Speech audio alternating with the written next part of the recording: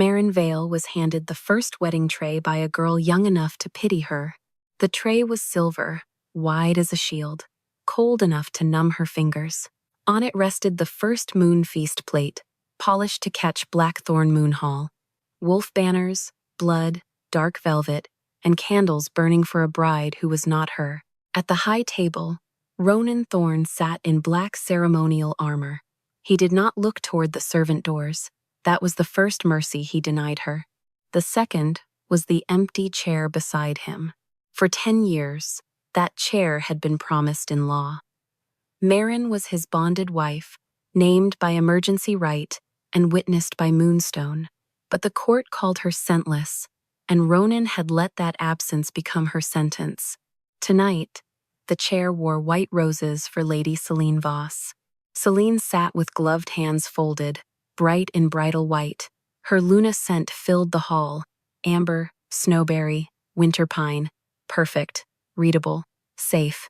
Lady Mira, Lawmaster Edris called. You will serve the first course. By council judgment, a scentless bonded woman may not sit during a Luna confirmation feast, but she may complete household service if the bride permits it. The hall answered with pleased silence. Celine turned to Mira.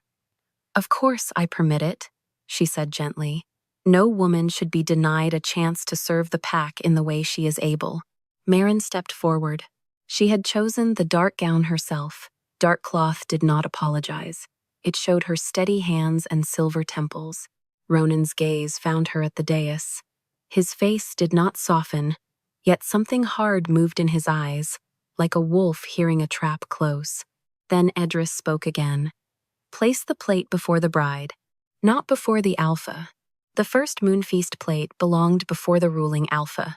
The moon feast plates were not ornaments.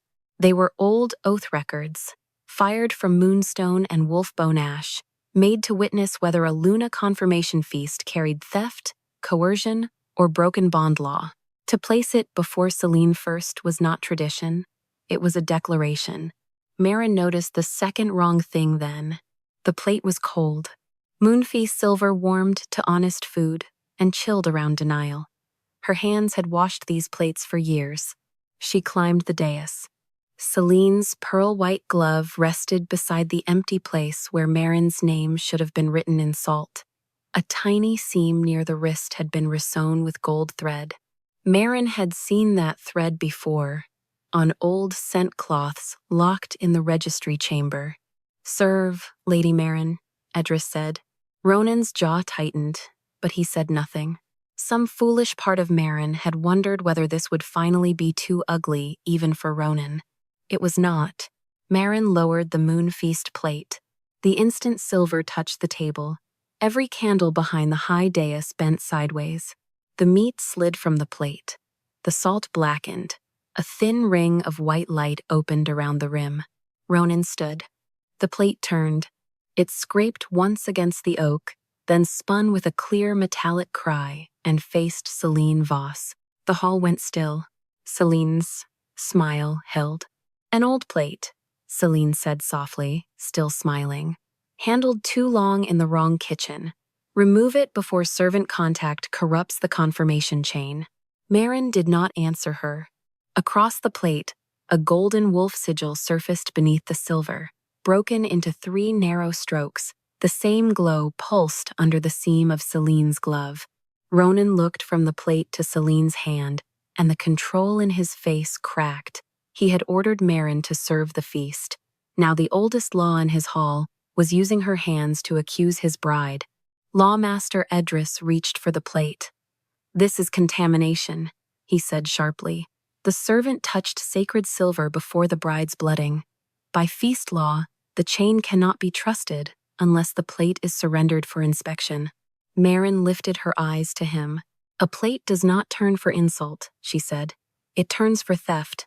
Mira did not look at Ronan when she said it. She looked at Edris. Read the rim. Under Moonfeast law, Mira said, a challenged plate must be read before it can be removed. The old words passed through Blackthorn Moonhall like a key entering a lock. The plate did not name a thief. Not yet. It showed only what no royal wedding could survive. The bride carried a bond mark that had not been born in her blood. It was proof of theft, not yet proof of who had planned it.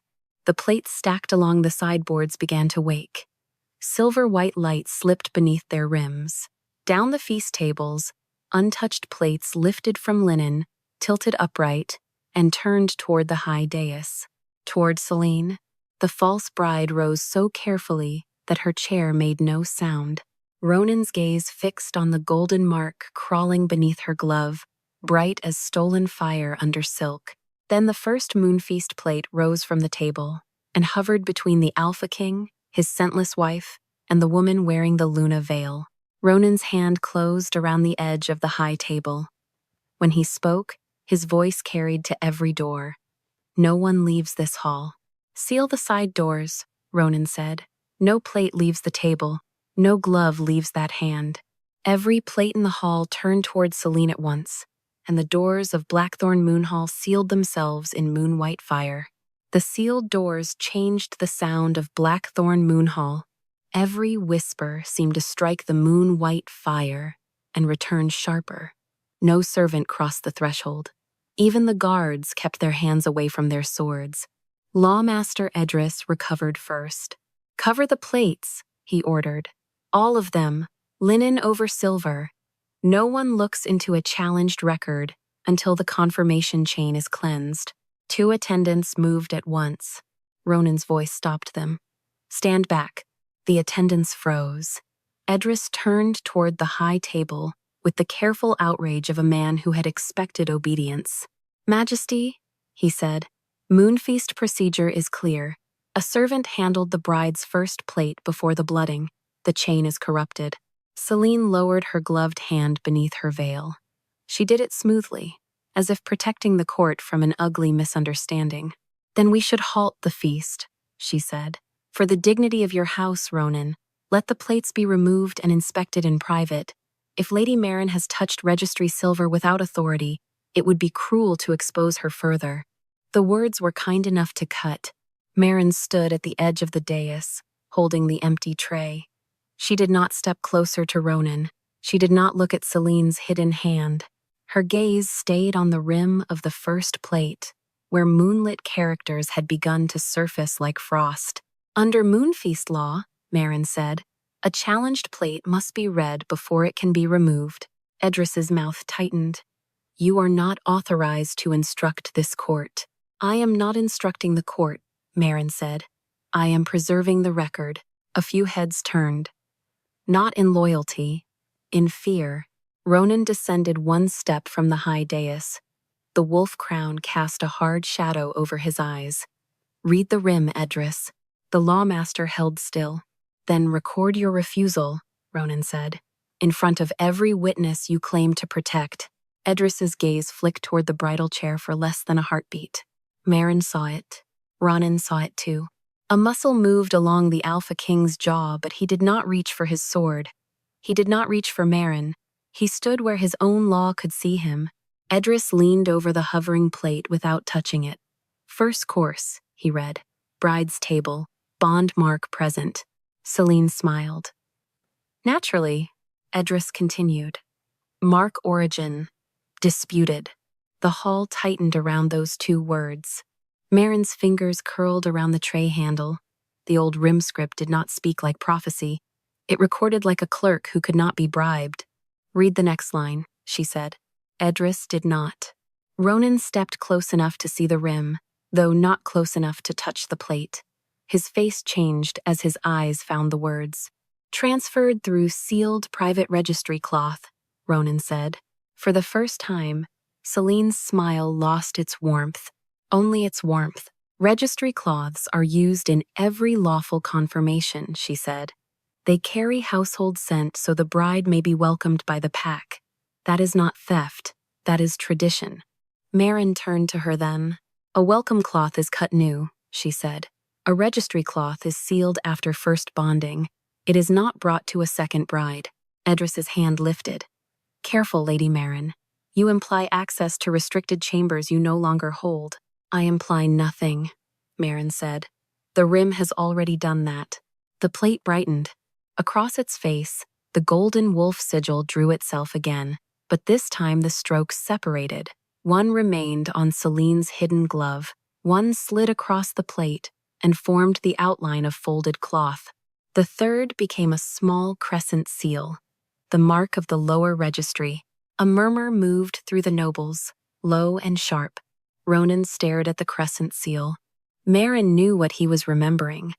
A winter room 10 years ago, a blood-dark cloak over her shoulders.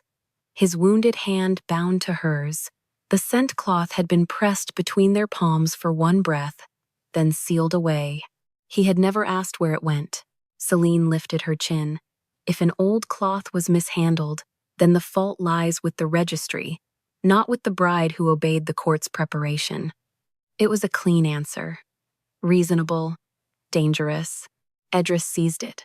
The bride cannot be held accountable for clerical error. The plate names no thief. No, Meryn said quietly. It names the door. The hovering plate turned on its edge. Its rim faced the hall, and the silver letters burned clearer. Lower registry opened before bride's blooding. Private bond cloth removed. Mark carried without consent. The words did not accuse Celine of planning. They did not clear her either. They placed her exactly where she did not want to stand, inside the chain. Ronan's shame settled into the line of his shoulders before his next command.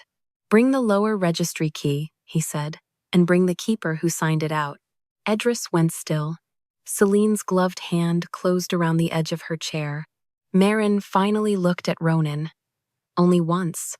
Then the first plate dropped from the air and struck the table hard enough to split the salt line in two.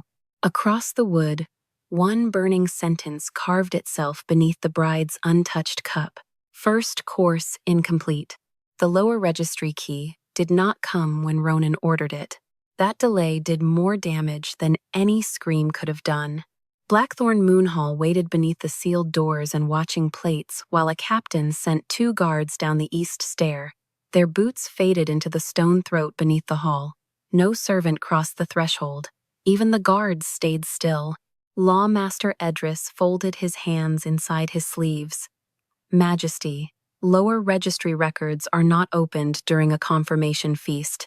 Ronan turned his head slowly. They are opened when a plate names the lower registry. With respect, Edris said, and the words sounded polished enough to have been prepared years before they were needed. The lower registry contains royal privacy, bonding cloths, widow seals, emergency rights, failed confirmations, medical scent records. To expose those chambers before a full hall would shame the Alpha House more deeply than this irregular plate has already done. Celine's face softened at exactly the right moment. That is my concern as well, she said. Not for myself, for your crown. If Lady Meryn's old cloth was removed by error, let the matter be corrected with dignity, not turned into public theater by a woman already wounded by this ceremony. Meryn felt the hall lean toward that version because it asked so little of them. Dignity was often the name powerful people gave to locked doors. She set the empty serving tray on the edge of the table, carefully, so the sound would not be mistaken for anger. Shame is not a lawful seal, she said. Edris's eyes came to her. And you would know lower registry law? I maintained the Luna kitchen inventory for 10 years, Meryn said. Every feast cloth passed through kitchen smoke before sealing. Every private cloth was wrapped in salt linen, marked by 2 witnesses, and recorded by time, key, and hand. If the registry opened before bride's blooding, the ledger will say so. The ledger is not yours to demand. No, she said. It belongs to the plate now. The first moon feast plate stirred on the table. It did not rise. It only turned a fraction, enough for its bright rim to face Edris. Ronan saw the movement. Open the lower registry, he said. Edris held his ground. Majesty, I advise against it. I did not ask for advice. A cold current passed through the room. This was not tenderness. It was command turned back on the machinery that had obeyed him too easily. The guards returned without the keeper. They brought a young registry clerk instead, pale around the mouth, carrying a black iron ring with 3 keys hanging from it. The largest key should have been moon silver. It was not. Its teeth were dark with ash. Ronan's gaze sharpened. "Where is Keeper Halvin?" The clerk swallowed. "Indisposed, Majesty." The clerk said the word like it had been placed in his mouth. "At a Luna confirmation feast?" He sent the key under registry authority. Edris stepped forward at once. "That is acceptable. Keeper Halvin's seal may stand for his hand in emergency procedure." Marin looked at the key ring. "Not for a lower registry opening." The clerk flinched. Ronan noticed. His eyes moved from Marin to the clerk, and something in his face tightened with the slow, public pain of a man realizing his own house had learned to fear truth before it feared him. "Bring the ledger," Ronan said. The clerk hesitated. Now, a narrow book was carried from the lower stair by a second guard. Its cover was wolfhide, gray with age, clasped in moonmetal. No plate touched it, no light sang over it. It looked ordinary enough to lie. Edris extended his hand. "I will read the entry." "No," Ronan said. The hall held its breath. Ronan looked at Marin. Not gently, not asking forgiveness. Asking, at last, the one thing he should have asked before the feast began. "What is the order?" Marin kept her voice even. "The keeper presents. The lawmaster reads. The alpha witnesses. The challenged party may demand the witness marks be shown." Celine's smile returned, small and elegant. "Then let us follow order." Marin looked at her glove. "Show the witness marks." For the first time, Celine did not answer immediately. Edris opened the ledger. The page for the lower registry should have been dense with ink. It was not. One line had been scraped thin, the parchment rubbed until it shone. Beside it, a time remained clear. 3rd bell before bride's blooding. A murmur cut through the hall. Marin did not let it grow. Second witness? Idris's finger pause. There should have been 2 crescent marks. One for the keeper, one for the witness who watched the key enter the lock. The keeper's mark was present, though blurred at the edge. The second mark was gone. Not faded. Cut out. The first moonfeast plate gave a low ring. On its silver face appeared the shape of a key entering a crescent lock. Above it burned the royal command mark of Blackthorn. Ronan's authority stamped without his hand. The blow landed where everyone could see it. Ronan did not look away. Celine lowered her lashes. "Then someone used your authority, Majesty. That is why this should be handled privately. Your enemies will call it weakness before sunrise." "No," Marin said. "They will call it what the ledger calls it." She looked at Edris. "An opened registry. A missing witness. A royal mark without a royal hand." The ash-dark key on the ring trembled once. The moonfeast plate turned toward Ronan's throne, not toward his hand, but toward the authority someone had worn in his name. The nobles recoiled from the throne, as if black stone had grown teeth. No one accused Ronan aloud. They did not need to. Fear moved faster than speech through Blackthorn Moonhall, passing from table to table, from noble hands to silver cups, from guards to servants to the bride seated beneath her white veil. Lawmaster Edris raised his voice before fear could become law. "To imply the throne during a Luna confirmation is treasonous," he said. "The plate has already shown irregular handling, an absent keeper, and a corrupted chain. No stable kingdom permits royal authority to be challenged by a disturbed feast record." Celine turned toward Ronan, with sorrow shaped for witnesses. "This is why I asked for privacy," she said softly. "Not to protect myself, to protect you. If the court leaves this hall believing your command seal can be worn by any hidden hand, rival packs will smell weakness before dawn." Ronan stood beneath the wolf crown without moving. For one breath, Marin saw how easily he could end it. One command, one accusation of treason, one order to remove the plates, and half the hall would obey out of habit before conscience caught up. He did not give that order. "Bring the command seal ledger," he said. Edris's lips parted. "Majesty." Now, the words struck the hall like the closing of a gate. Marin did not thank him. Gratitude would make his decision seem like mercy. It was not mercy for a king to let the law read damage done in his name. The young clerk trembled so badly the ash-dark key rang against the iron loop. The command seal ledger is kept in the council antechamber. Then the council antechamber opens, Ronan said. Edris stepped between the clerk and the stair. A command seal is not a kitchen plate, Majesty. It carries war orders, border executions, blood price judgments. To open that ledger during a bride's feast invites disorder. Marin looked at the throne, then at the plate still angled toward it. A throne can be used as a mask, she said. The hall heard her. Ronan did too. His eyes moved to her, hard and unreadable, but he did not punish the sentence. He absorbed it in public, which cost him more than gentleness would have. Read the mask, he ordered. The clerk was sent again. This time, 2 guards went with him, and one of Ronan's black-armored captains followed close behind. No one was allowed to carry linen. No one was allowed to touch a plate. Edris watched the stair as if he could hold the lower hall shut with his stare alone. Celine sat very still. The golden mark beneath her glove no longer shone brightly. It pulsed at intervals, quiet as a second heartbeat trying not to be heard. When the ledger arrived, it took 2 men to carry it.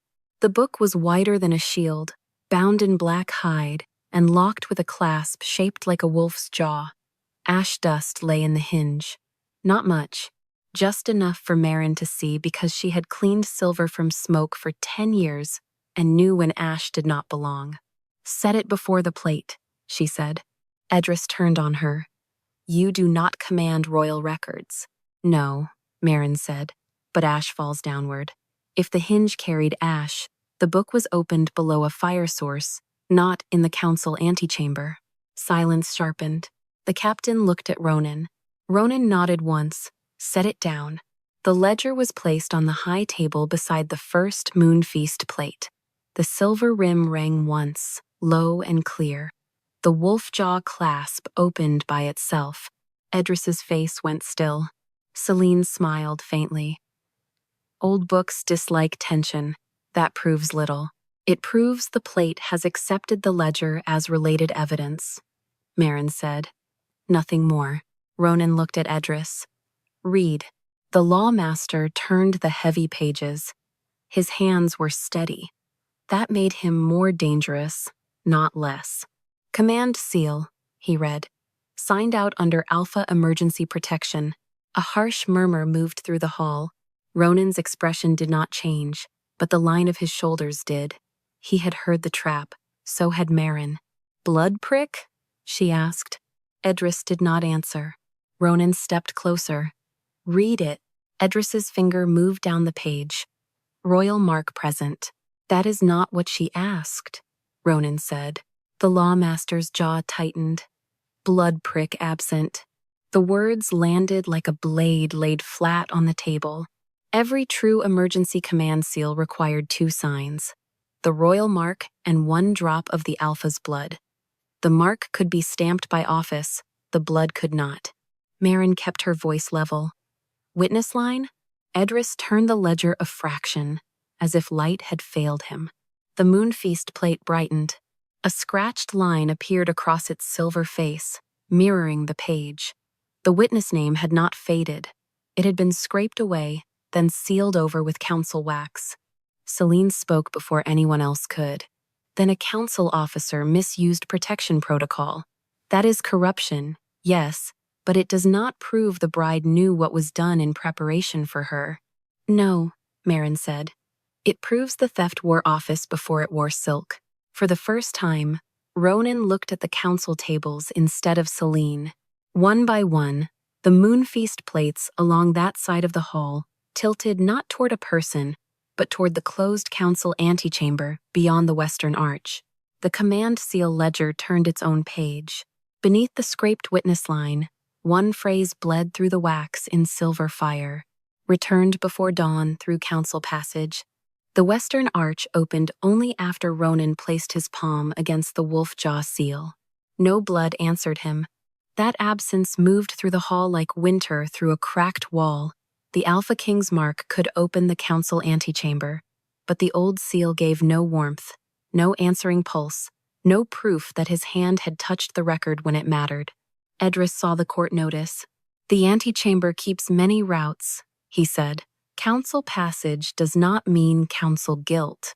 Records, servants, messengers, quartermasters. Half the palace uses that corridor during a feast. Then half the palace can wait, Ronan said. He did not look at Marin when he gave the order. That was right. If he had looked to her for approval, she would have turned away. The guards entered first. They returned carrying 3 plate boxes from the council shelves, each wrapped in gray cloth and sealed with wax that had not been made in the Luna kitchens. Marin's stomach tightened. Those boxes were wrong. Moon feast plates were never wrapped in gray. They were kept in salt linen, marked with the course they witnessed, and stored on open silver racks so moonlight could touch the rims. Covered plates were silenced plates. Celine rose just enough for the pearls on her veil to whisper. If plates have been found in the council antechamber, then Lady Marin's handling becomes more troubling. She served the first plate.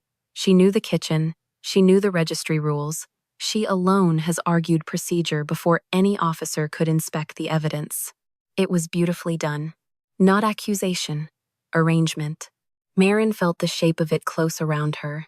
Knowledge as suspicion, service as access, memory as motive. Edris nodded once. The bride raises a necessary point. A woman familiar with Luna service could prepare a false challenge if she had resentment enough. Ronan's eyes cut to him. Careful. The warning was quiet. It was also public. Marin stepped toward the plate boxes before anger could become the story. Open one. Edris turned. You will not touch. I did not say I would touch it. Ronan looked at the nearest guard. Open it on the table. The guard broke the gray wax. Inside lay a plate so polished it looked new. Too new. No rim smoke. No salt-darkened edge. No tiny scratches from years of feast knives and morning bread. A moon feast plate without use was not a witness. It was a mask. Marin lifted her hand, stopping just short of the silver. This plate has never held a lawful first course. Celine's expression remained calm. Or perhaps it was preserved properly, unlike the kitchen pieces under your care. Marin did not answer her. She looked at Ronan. Ask the plate what course it witnessed. Ronan's jaw flexed. What course? The polished plate stayed silent. Edris spread his hands. As I said, the chain is corrupted. Then a sound came from the smallest box. Not ringing, scratching. The gray cloth over it tore from the inside. A cracked moon feast plate slid out, dull along the rim, its surface broken through the center by an old fracture that had been filled with black wax. It dragged itself toward Marin's empty tray and stopped there, trembling. The hall went very quiet. Marin recognized the crack. Third morning course. Winter patrol losses. 7 years ago, she had served broth to widows from that plate after the council reduced their rations because unmated grief did not strengthen the pack. She had hidden meat under the bread. The plate warmed when she stood near it. Edris moved too quickly. Remove that damaged piece. Ronan blocked him with one arm. No flourish. No tenderness. Just the Alpha King's body between the lawmaster and evidence. Read it, Ronan said. Edris stared at the cracked plate, as if it had crawled out of a grave. The fracture filled with moon-white fire. Along its rim, words appeared in broken intervals. Scent lifted through garment contact. Mark prepared through veil, glove, and sleeping linen. No consent recorded. Celine's fingers closed beneath her veil. Marin kept her face still, though the words struck deep enough to bruise. Garment contact, sleeping linen, private things. Things a wife's household should have protected even after the court stripped her of dignity. The plate had not named who ordered it. It had named the method. Edris recovered with the skill of a man trained to turn falling stone into stairs. A damaged plate is unreliable. Black wax repairs were banned for precisely this reason. They were banned after this plate was sealed, Marin said. 7 years ago, before the repair decree. Its record stands unless a second plate contradicts it. Celine took one slow breath. Then let there be a second plate. Every eye turned to her. She drew a silver pin from her veil. "If my mark is stolen, let the bride plate test my blood. If it is mine, this spectacle ends." It was bold, almost convincing. Marin saw the trap before the court admired the courage. Blood could overwhelm a surface record if the plate was new, polished, and prepared for bride's use. "The cracked plate must remain beside it," Marin said. Celine's smile thinned. "Afraid of a clean test?" "No," Marin said. "Afraid of a lonely one." Ronan looked at the polished bride plate, then the cracked mourning plate, then the glove Celine still had not removed. "Both plates stay," he said. "Celine pierced her palm." The bride plate drank the first drop greedily. Silver light rushed across its surface, bright and triumphant, then struck the cracked plate beside it and bent backward. Beneath Celine's blood, another mark rose slowly through the shine. Marin's. The hall did not understand the name at first. It appeared beneath Celine's blood in 3 pale strokes, not written as ink, not spoken by any mouth, a serving mark, a household mark. The old sign Marin had used for 10 years on ration ledgers, morning trays, fever broth, winter bread, and every dish sent quietly to a room the court had forgotten. Marinvale. Then the cracked mourning plate gave a second ring. The sound was lower this time, wider.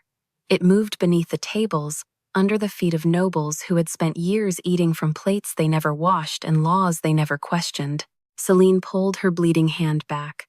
"A surface echo," she said at once. Her voice stayed calm, though the mark under her glove had begun to pulse against the silk. "The damaged plate has responded to Lady Marin because she handled old serviceware. That proves contact, not theft." Edris took the path she opened. "Correct. The bride plate accepted Lady Celine's blood. The secondary plate produced an old kitchen mark. Confusing, yes. Criminal, no." Marin looked at the polished bride plate. Its silver shine had gone too bright, like a smile held too long. "The mourning plate did not answer the blood," she said. "It answered what the blood tried to cover." Edris's eyes narrowed. "You will not reinterpret sacred evidence because it wounds you." "No," Marin said. "I will ask it to complete the course." A chill passed through the hall. Ronan did not speak. He stood beside the table, looking at the mark that had risen through Celine's blood, and something in him seemed to pull inward. Not softness, not apology. A king, realizing that his silence had not been empty. It had been used. Marin turned to the cracked plate. "Third morning course," she said. "Show what was served with my mark." The fracture filled with silver-white fire. Images did not bloom across it like theater. The plate kept its dignity. It recorded in signs: a strip of widow, black cloth, a child's wooden spoon, a servant's sleeve, a folded night robe, a lock of gray hair bound in salt thread. Then other marks appeared beside Marin's. Small, faint, different hands. The hall shifted. Marin knew the first before the rim finished burning. "Elsha Rook," she said. A widow, near the back of the hall, made a broken sound and covered her mouth. Marin did not turn toward her. Names deserved steadiness. Elsha received morning broth after Captain Rook died at the North Pass. Her rations were cut 3 days later. Another mark surfaced: Davia Pell, laundry servant, fever ward, spring floods. A third: Ora Mathe, unmated seamstress. She repaired the winter cloaks after the border fires. The plate rang, after each name, accepting them. Now the hall did more than murmur. It resisted. Nobles leaned away from one another. Council wives glanced toward their gloves.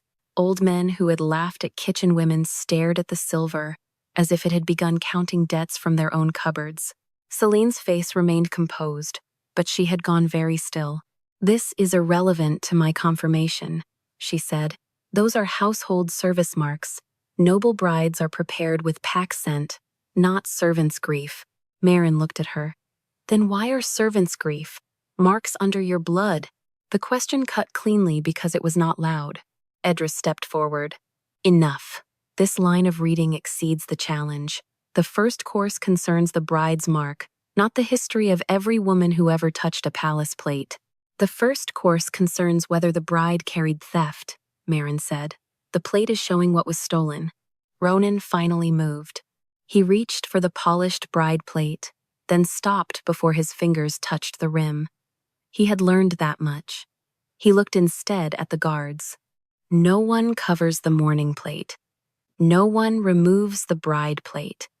Call every woman whose mark appears.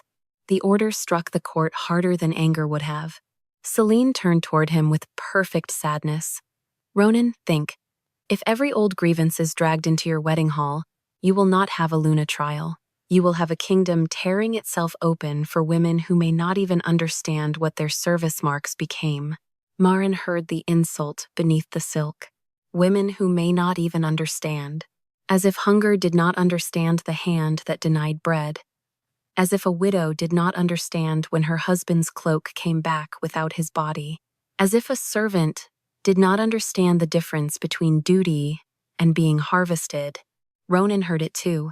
His gaze went to Celine, and for the first time that night, he looked at her not as a bride under threat, but as a witness speaking too carefully. The cracked plate brightened again. The small marks began to move, each one separating from beneath Celine's blood and arranging itself around Marin's mark like a broken ring. Not a crown, not a mate claim, a record of taken service. Edris's voice lowered. Majesty, I recommend immediate adjournment. This reading now threatens inheritance law, widow law, and confirmation standing across half the old houses. There it is, Marin said. Ronan looked at her. She kept her eyes on Edris. Not confusion, consequence. The first table of council elders went silent. Celine folded her pierced hand into a white napkin. If ritual advisors misused old household marks, I will stand with the court in correcting it. But I will not be blamed for what officers placed upon me in preparation for a lawful bride's feast. It was a retreat disguised as virtue.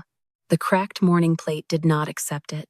Its silver fire ran outward, under the polished bride plate, under Celine's untouched cup, under the high table, and down the center aisle toward the lower rows where servants stood trapped beside nobles. One by one, hidden marks answered from sleeves, collars, aprons, mourning cuffs, and old scars on women's hands.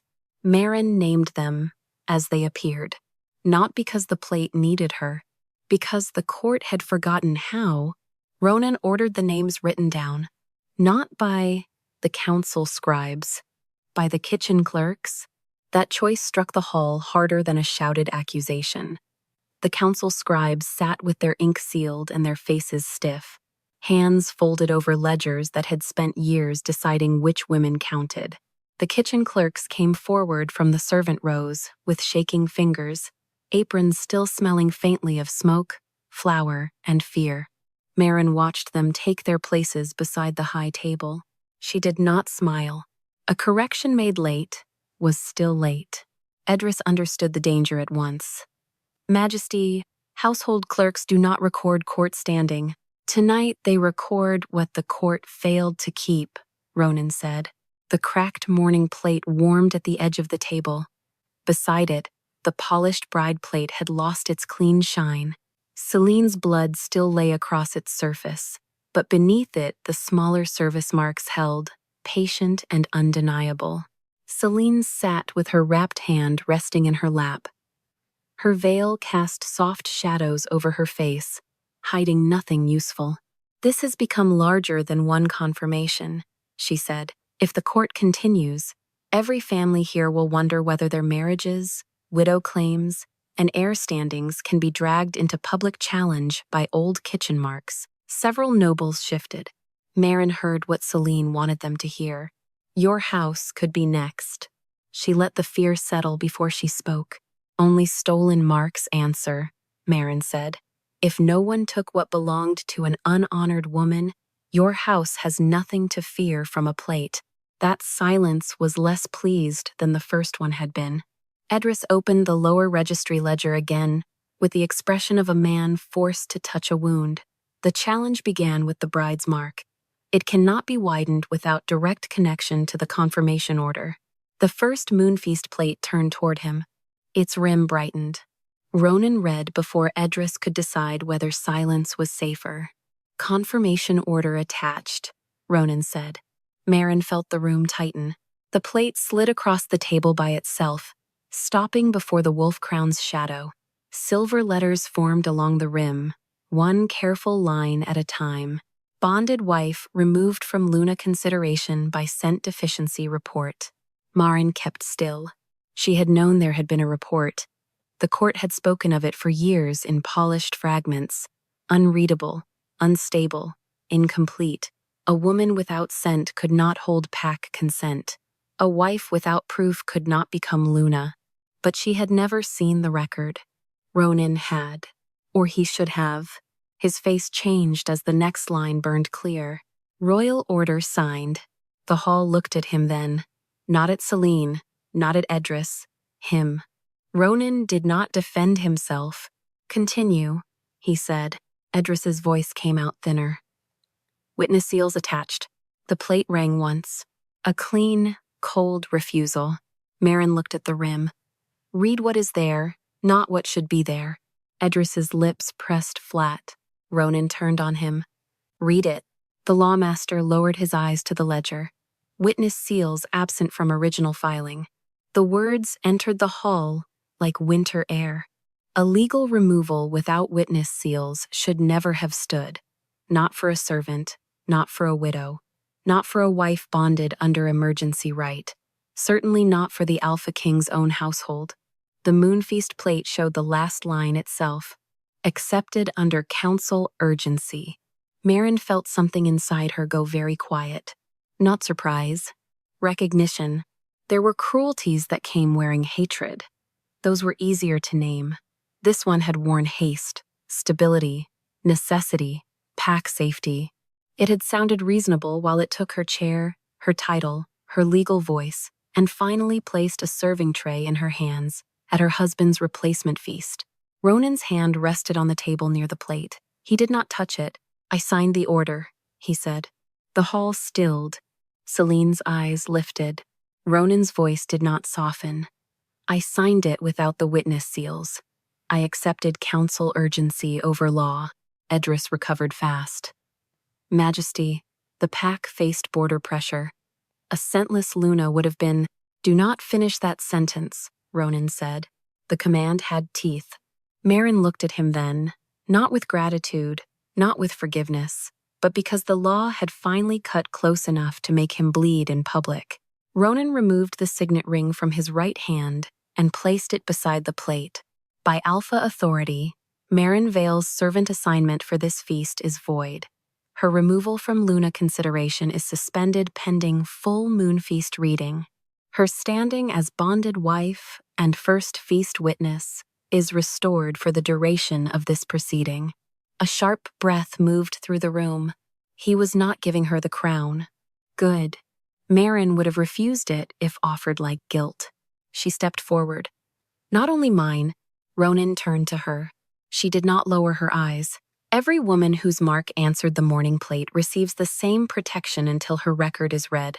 No removals, no denials, no widow penalties, no servant punishments under the old scent reports.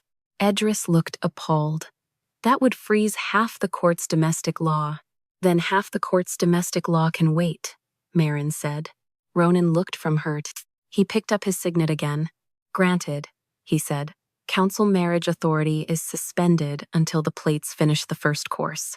The council tables erupted not loudly, but with the scrape of chairs, the hiss of breath, the rustle of power losing its clean shape. Selene Ros. At last, she let the whole hall see her composure as a weapon. Then Blackthorn has no confirmed Luna, a suspended council, and a king publicly admitting unlawful command, she said. When the rival packs hear this, they will not wait for your plates to finish their meal. From the far wall, where the old battle standards hung above the shadowed arch, a row of blackened silver plates began to ring. Not feast plates, war plates. The sound from the far wall made every general stand. Their chairs moved as one. iron legs scraping stone beneath the old battle standards.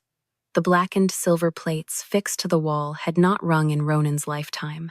They were relics from border wars, sealed after the last treaty, and left above the western arch as a reminder that hunger could start wars as quickly as blades.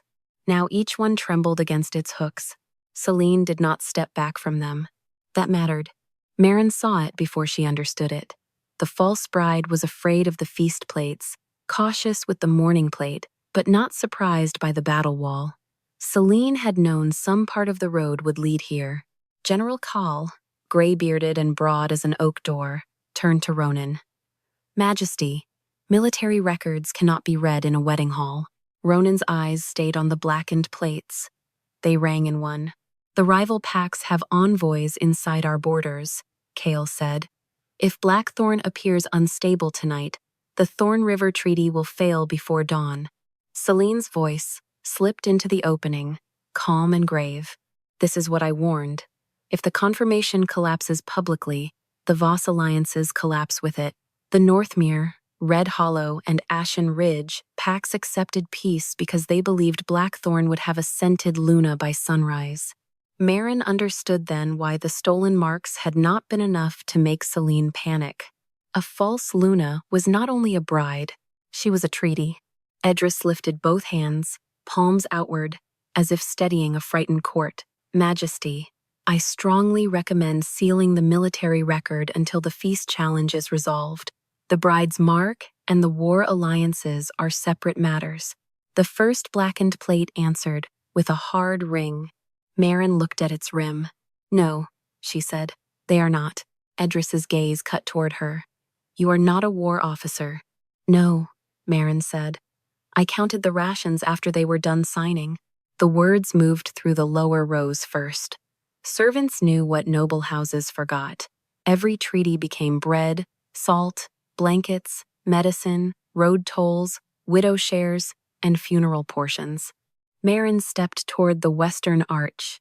She stopped before the first battle plate, close enough to feel cold pushing from its blackened face. War plates do not record victory, she said. They record what the pack paid to survive it. Ronan looked at the generals. Unseal the wall. Cal stiffened. Majesty, unseal it. No one moved. Ronan removed his signet and placed it on the table beside the suspended Luna order. Then record that the generals refused to unseal a military plate after it answered a moonfeast challenge. Cale went pale with fury, but he signaled 2 officers forward. The first battle plate was lifted from its hooks and placed on the high table between the cracked mourning plate and Celine's untouched cup. Its surface was burned nearly black, but silver lines glowed beneath the soot-like roads under ice. Edris tried to read first. The plate gave no answer. Marin looked at the serving tray still resting where she had left it. The old law had been cruelly clear all night. Food, service, touch, consent. A war record tied to a feast needed the hand that had carried the first course. She picked up the tray. Ronan's gaze followed the movement, and shame crossed his face again, not soft, not pleading, but awake. He understood that he had returned her standing and still left the burden in her hands. Marin placed the tray beside the battle plate. Read what passed through hunger. The black surface, split with silver. Lines formed, not names first, but routes. Thorn River, Northmere Crossing, Widow Road, Ashen Ridge, Wintergate. Beside each route, small service marks appeared, the same kind that had gathered around Marin's name. Then noble seals burned above them. Voss, Harvin, Cale, 3 council families, 3 military sponsors, 3 marriage brokers who had spoken all evening about stability. Celine's expression did not change, but her wrapped hand tightened once. Edris said quickly, Alliance families often sponsor military preparations. That is lawful. The battle plate rang again. The silver roads bent into a ledger pattern. Sent bond fragments accepted as proof of protected households. Widow claims reduced. Servant marks converted. Air standing stabilized through borrowed Luna scent. The hall did not gasp. It went colder than that. Marin named the pattern before Edris could bury it under procedure. They used stolen service marks to prove the alliance houses were protected by a Luna blessing. Then they denied the women whose marks made the proof work. A widow in the lower rows began to weep, without sound. Ronan turned toward the council tables. All War Alliance proceedings are paused. Kale stepped forward. That could break the border. Then the border will hear the truth, before it hears a lie, wearing my crown. Celine's sadness vanished just enough to reveal calculation beneath it. If you declare me false tonight, she said, the rival packs will claim Blackthorn has no lawful Luna, no stable succession, and no clean counsel. They will not care how noble your truth sounds when their wolves cross your roads. Ronan looked at Marin then, but not for comfort. For the cost? She gave him none. The plate is still reading, she said. The blackened battle plate cracked across the center. Silver fire ran off the table, across the dais, and down to the empty chair beside Ronan, the chair dressed in white roses, the chair Marin had never been allowed to take. Beneath its untouched place setting, something ancient answered. The oldest moon feast plate split its seal and cracked open under Marin's empty chair. The white roses on the vacant chair blackened at the edges. No flame touched them, no hand moved them. One by one, the petals curled inward as the old plate beneath the place setting forced the table apart, like ice breaking over deep water. The oldest Moonfeast record did not rise. It waited. That made the hall more afraid. Edris lifted his voice. No one approaches that chair. An ancestral plate has no place in a current confirmation unless the full council consents. The full council is suspended, Ronan said. Suspended marriage authority does not grant a kitchen witness access to the founding record. Marin looked at the blackened roses. It opened under my empty place. Celine answered smoothly. A moving image, Lady Marin, but not a lawful claim. An empty chair can invite many interpretations. The ancient plate cut a silver line through the salt where Marin's name had not been written. The hall saw it. Marin did not move toward the chair. To rush would let them call it hunger. To reach would let them call it ambition. Read the first rim, she said. Edris refused with silence. Ronan stepped down from the dais and stood beside the empty chair, not between Marin and the plate, not over her place, but beside the damage his court had made. I will read it, he said. The old silver burned until the scars on his knuckles showed white. Founding Luna course, Ronan read, reserved for disputed protection, erased service, and unlawful replacement. A low sound moved through the lower rows, where women stood with sleeves pulled back and marks exposed to the light. Hope was dangerous there. It stood too close to rage. The plate opened its center. Inside was not food, not blood, not a crown. It held a dark reflection of the hall, and in it Marin saw herself serving across years. Broth carried into fever rooms, bread tucked beneath mourning cloth, salt saved for children whose fathers had not come home, bitter herbs stirred into Ronan's winter medicine, while officers told her she was useful but not Luna. Then the reflection changed. The same hands appeared in council record, unnamed, unranked, counted as household service, then stripped from the women who gave them. Marks moved from cuffs and aprons into bride linens, alliance proofs, widow reductions, and heir ledgers. Ronan stopped reading. Marin did not soften. Finish it. His jaw tightened. Accepted protection without lawful honor. The ancient plate rang once. Every smaller plate answered. Celine rose, her veil sliding back from her face. Then honor them, correct the records, punish the officers. But if you let that plate turn this into a claim for her, the pack will call it revenge dressed as justice. It was the most dangerous thing Celine had said all night, because part of the hall wanted to believe it. Marin felt the desire gathering. Punish Celine, strip Edris, shame Ronan, let the plate take from them what they had taken from her. The old law offered it, patient as a blade laid handle first in her palm. Ronan looked at her across the empty chair. He expected condemnation. More than that, he was ready to accept it, which did not make the years lighter. Marin stepped to the chair at last. The ancient plate warmed under her hands, but she did not lift it. "No," she said. The word broke the hall's breath. "I will not use a stolen feast to steal back power. I will not let this court call my truth revenge because I accepted the weapon it built for me." Celine's eyes narrowed. Marin turned to the women in the lower rows. "Every mark will be read. Every widow claim restored where theft reduced it. Every servant record reopened. Every marriage standing touched by borrowed scent will face witness review. And from this night forward, no Luna confirmation will stand on scent alone, without service record, consent witness, and plate reading." Edris went pale. "You cannot rewrite witness law." "No," Marin said. "The Alpha can surrender the part he never should have held alone." The hall turned to Ronan. He removed the wolf crown, not dramatically, as surrender to the law he had treated as smaller than his authority. "Granted," he said. "My unilateral authority over Luna witness law ends tonight. No confirmation, removal, or replacement stands without plate record and living witness." Selena moved then. She stepped back from the bride's chair, one hand still wrapped, her face composed into injured dignity. "By bride privilege, no candidate can be judged after the feast has begun. If I am not confirmed, I withdraw untouched until a closed council review."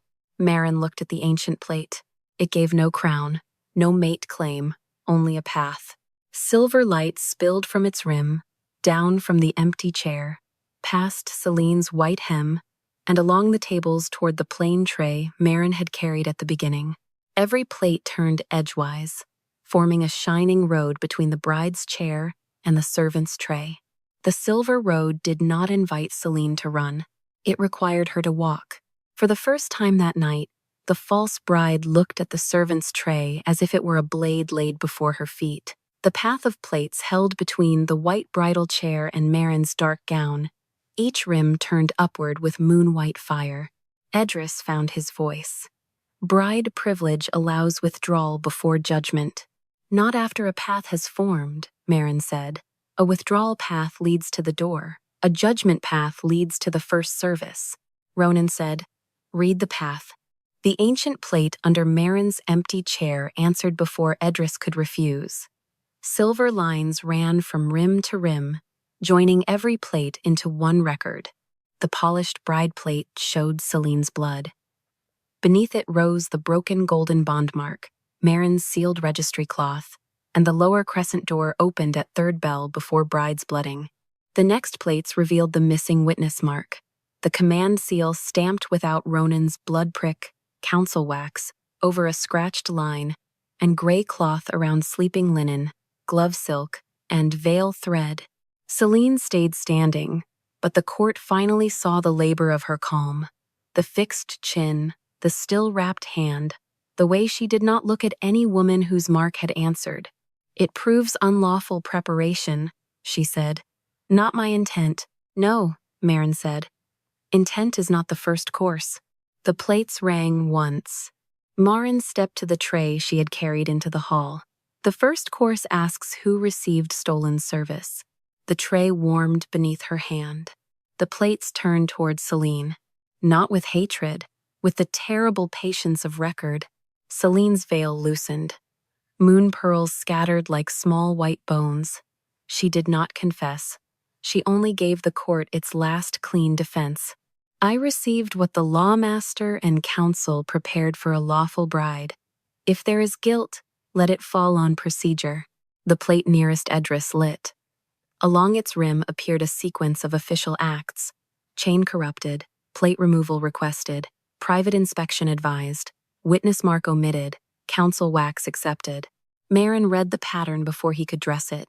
"You did not steal with a knife," she said. "You stole with procedure." Edris's face lost color. "I acted to preserve royal stability." The war plate answered from the far wall. "Stability purchased with converted marks. Widow claims reduced. Servant records erased. False Luna standing advanced." Ronan turned to his guards. "Remove Edris from the law table. He will keep his hands visible, until every seal he touched is red. Then Ronan faced the council tables. Every marriage, widow claim, punishment, ration denial, and heir standing tied to borrowed scent is suspended for review, he said. The old witness council is dissolved. No woman's service mark may be used without living consent and plate record. The lower rows did not cheer. Some women wept. Some stared at him as if trust were a language they had forgotten. Some looked at Marin. Marin gave them steadiness, not command. The ancient plate beneath her empty chair rose at last. It floated to the place where her name had not been written in salt. The blackened roses fell away. Silver fire gathered in the empty space. Not a crown, a ledger line. Marin Veyne, bonded wife, first feast witness, protected service, accepted without lawful honor. One by one, the stolen marks lifted from Celine's glove, veil, sleeve, and the bride plate beneath her blood. They did not fly to Marin like adoration. They returned to the records where they belonged: widow claims, servant ledgers, fever room lists, mourning portions, and finally the first salt line beside Marin's name. Selenas Luna Centennial. Amber vanished first. Snowberry followed. Winter pine faded until only perfume and fear remained. Ronan looked at her without triumph. Lady Caldris Voss, your bride standing is void. You will answer as a beneficiary of stolen marks, and if the reading proves knowledge, as a conspirator. Celine bowed just enough to remain noble. Then I request counsel. Granted, Ronan said. Not privilege. The distinction closed around her more tightly than chains. Ronan turned to Marin. Everyone felt the old expectation rise. Apology, embrace, crown, forgiveness. Ronan did not step close. He took the first moonfeast plate only after it warmed under his hand. Then he placed it before Marin on the tray she had carried. I ordered you to serve what should have witnessed me, he said. So I will eat from the plate you served, under the law I ignored. Marin watched him break the first bread, dip it in salt, and place it in his mouth. The plate did not glow for romance. It warmed for acknowledgement. Ronan swallowed. What do you want next, Marin Veyne? She looked at the empty chair, the dissolved council, the women waiting for their names, and the king who had let truth wound him without asking her to dress it. My records opened, she said, their records restored, my rooms returned to my choosing, my name spoken before my title, and no man in this hall will ask for my heart as payment for justice. Ronan bowed his head, not to claim her, to accept the terms. Marin picked up the tray, no longer as a servant's burden but as evidence. The pack will learn my name, she said, before it asks for my heart.